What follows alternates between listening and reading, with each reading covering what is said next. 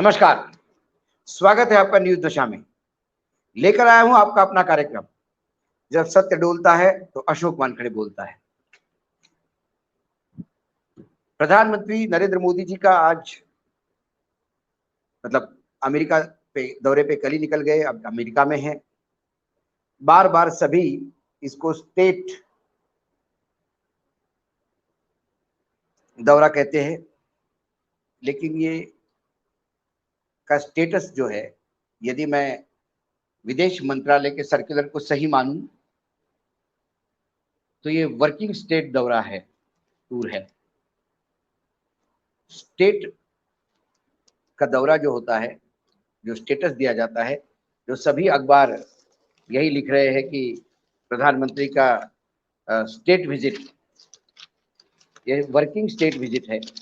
State visit सिर्फ देश के राष्ट्रपति जब दूसरे देश में जाते हैं तो उसे, क्योंकि दो राष्ट्राध्यक्ष, अमेरिका के राष्ट्राध्यक्ष और भारत के राष्ट्रपति जब आमने सामने होते तो वो स्टेट दौरा होता है। ये वर्किंग स्टेट है, क्योंकि प्रधानमंत्री टेक्निकली हमारे देश के मुखिया नहीं, राष्ट्रपति है। इसीलिए प्रधानमंत्री का स्वागत एयरपोर्ट पे राष्ट्रपति नहीं, प्रोटोकॉल के लोग करते हैं। और जब राष्ट्रपति जाते हैं तो उनका स्वागत एयरपोर्ट पे उतरने के बाद राष्ट्रपति ही करते हैं। सिर्फ हमारे देश में ऐसे एक सौभाग्यशाली प्रधानमंत्री हुए, जवाहरलाल नेहरू, जिनका स्वागत तत्कालीन अमेरिकन राष्ट्राध्यक्ष ने स्वयं एयरपोर्ट पे जाके किया था। लेकिन वो दौर अलग था, ये दौर अलग है। यहाँ पे मिस इन्फॉर्मेशन, बड़ा चढ़ा के बात करना, असत्य बयां करना और एक लार्जर दैन लाइफ की चित्र बनाना, यही राजनीति है। कि परसेप्शन का खेल है, एक समझ बनाना है कि हम विश्वगुरु हैं। इसके लिए हर चीज को पहली बार ही हो रहा है, पहली बार ही हो रहा है, ऐसा बताना है। लेकिन जो वर्तमान में प्रोटोकॉल प्रधानमंत्री को मिल रहा है, वो अटल जी को भी मिला था, इंदिरा जी को भी मिला था, नेहरू जी को भी मिला था, राजीव जी को भी मिला था, मनमोहन सिंह जी को भी मिला था। चलो खैर, ये तो बहुत छोटा सत्य है इसलिए, लेकिन मुझे लगा कुछ करेक्शन जरूरी है उसके लिए। लेकिन एक बात मैंने आज वक्तव्य सुना, खासकर राजनाथ सिंह जी का, उत्तर प्रदेश से आते हैं। और मैं राजनाथ सिंह को एक ऐसा नेता मानता हूं कि जो कंट्रोवर्सी से थोड़े दूर रहते हैं और अंड बंड बोलते नहीं, लिमिटेड बोलते हैं, ज्यादा वाद विवाद नहीं करते, कंट्रोवर्शियल नहीं बोलते, जो सच है उसी को परोसने का प्रयास करते हैं, क्योंकि उनका नेचर है। मैं व्यक्तिगत रूप से भी उनको जानता हूँ, जितना मैं जानता हूँ। इसीलिए जब चाइना देश के अंदर आया तो पूरी सरकार कह रही थी कि चाइना कहीं देश के जमीन पे है ही नहीं। उन्होंने बेबाक तरीके से रक्षा मंत्री होते हुए कहा कि हाँ, चाइना जमीन पर है भारत की। तो जनरली वो ऐसी कोई वक्तव्य नहीं देता, लेकिन कई बार ऐसा लगता है कि उनकी भी मजबूरी हो जाती है, जहाँ उनका सत्य डोलता है तो मुझे बोलना पड़ता है।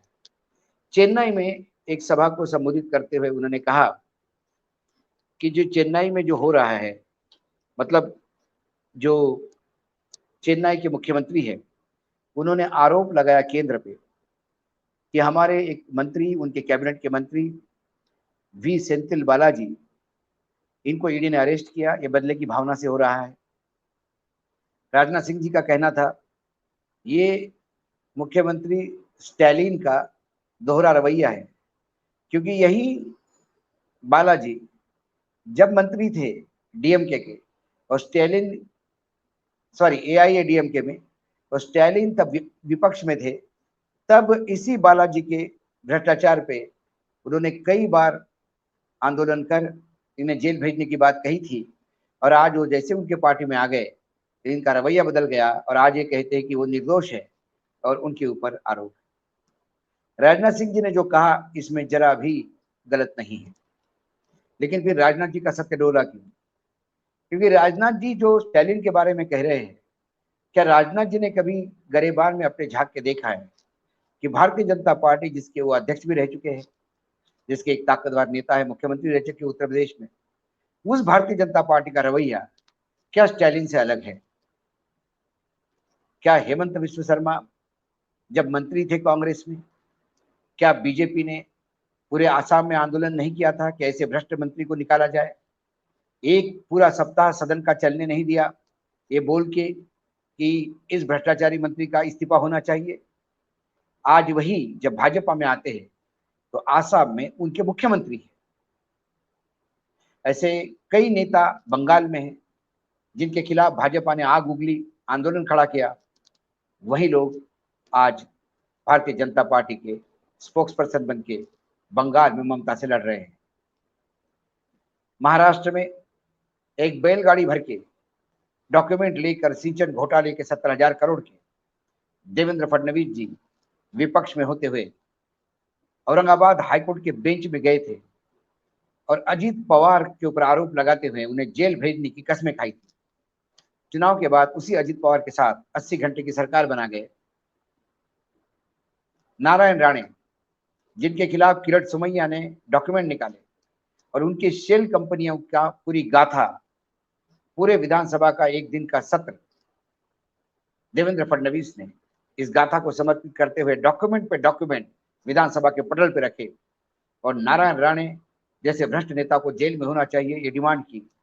आज वही नारायण राणे भारतीय जनता पार्टी के केंद्रीय मंत्री है और जब महाराष्ट्र में आते हैं तो यही देवेंद्र फडणवीस खड़े होकर उनका स्वागत करते हैं।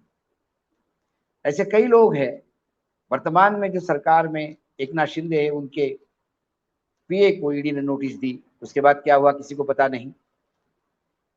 तो जब कोई विरोधी पक्ष का नेता मंत्री होता है तब आप उसके खिलाफ आग उगलते हो, उसे जेल में भेजने की बात करते हो और जैसे ही वो कमल ब्रांड चोगा पहनता है फिर वो ईमानदार हो जाता है, उसके भ्रष्टाचार की फाइल बंद हो जाती है। क्या ये सत्य डोलता नहीं? क्या ये झूठ नहीं बोला जाता? प्रधानमंत्री जी ने भारत में तो कभी ये नहीं सोचा कि वो किसी अखबार को इंटरव्यू दे। हाँ, जब भी उनको इंटरव्यू देना होता है वो अक्षय कुमार को बुलाते हैं और हमारे फिल्म इंडस्ट्री के सुपरस्टार अक्षय कुमार बेचारे स्क्रिप्ट पढ़ने के आदी, तो वो अपने हिसाब से सवाल पूछते हैं कि प्रधानमंत्री जी आम काट के खाना चाहिए या चूस के। देश की बहुत बड़ी समस्या पे प्रधानमंत्री जी उत्तर देते हैं। लेकिन उन्होंने विदेश जाने के समय अमेरिका के एक बड़े अखबार को साक्षात्कार दिया, उसमें उन्होंने कुछ बातें कही और वो बातें अमेरिका में तो ठीक लगती है लेकिन भारत के परिदृश्य से मैं देखूं तो वो सत्य मुझे बुरी तरह से हिलता हुआ नजर आता है। प्रधानमंत्री नरेंद्र मोदी जी कह रहे थे कि रूस जंग पे बात करते हुए कहते रूसी जंग पे उन्हें कहा था कि जो रूस की जो लड़ाई चल रही है उसमें हम निष्पक्षता नहीं देखना चाहते हैं, हम शांति के पक्षधर हैं, हमें निष्पक्ष मत कहो, हम शांति प्रिय लोग हैं, हम शांति देखना चाहते हैं। प्रधानमंत्री जी यूक्रेन और रशिया के युद्ध के बीच में शांति देखना चाहते हैं, लेकिन जहाँ रशिया है उसी डायरेक्शन में, नॉर्थ ईस्ट के डायरेक्शन में हमारे भारत देश में मणिपुर पिछले 48 दिनों से जल रहा है और प्रधानमंत्री जी मौन है। क्या उन्हें वहाँ शांति नहीं चाहिए? क्या जब उनके पार्टी के नेता गोली मार दो, जला दो, पाकिस्तान भेज दो वाली बात करते हैं तो क्या उन्हें शांति नहीं चाहिए? क्या भगवी बिकनी पहनाने पे सिनेमा हॉल पे हमले होते हैं तो क्या तब उन्हें शांति नहीं चाहिए होती है? ये प्रधानमंत्री का सत्य डोलता है, इसलिए मुझे बोलना पड़ रहा है। आगे उन्होंने कहा भारत अपनी विविधताओं को बर्दाश्त करता है, भारत अपनी विविधताओं को बर्दाश्त ही नहीं करता, वो उसे सेलिब्रेट भी करता है। तो फिर हमारे यहाँ ईद और गणपति उत्सव को झगड़े क्यों होते हैं? रामनवमी को झगड़े क्यों होते हैं? हनुमान जयंती को झगड़े क्यों होते हैं? लाउड स्पीकर लगाने पे झगड़े क्यों होते हैं? हिजाब और हलाल पे, झटके पे झगड़े क्यों होते हैं? बजरंग बली की क्यों याद दिलाई जाती है बटन दबाने के पहले? प्रधानमंत्री जो कहते हैं कि हम बर्दाश्त करते हैं बल्कि सेलिब्रेट करते हैं, प्रधानमंत्री बर्दाश्त तो नहीं करते, सेलिब्रेट नहीं करते, उन्हें ठिकाने लगाने की व्यवस्था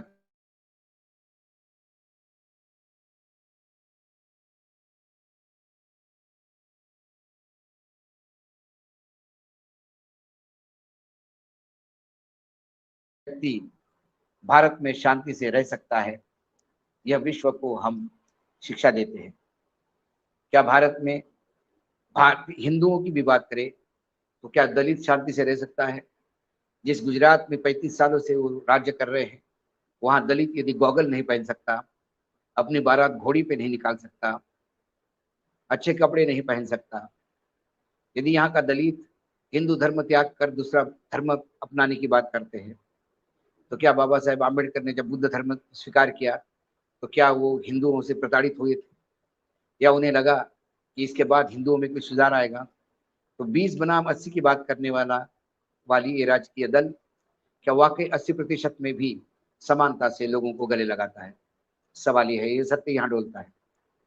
आज योगा दिन है। योगा दिन में भी हमारी बातें तो बहुत बहुत बड़ी बड़ी होती है, लेकिन हमारे नेता अक्सर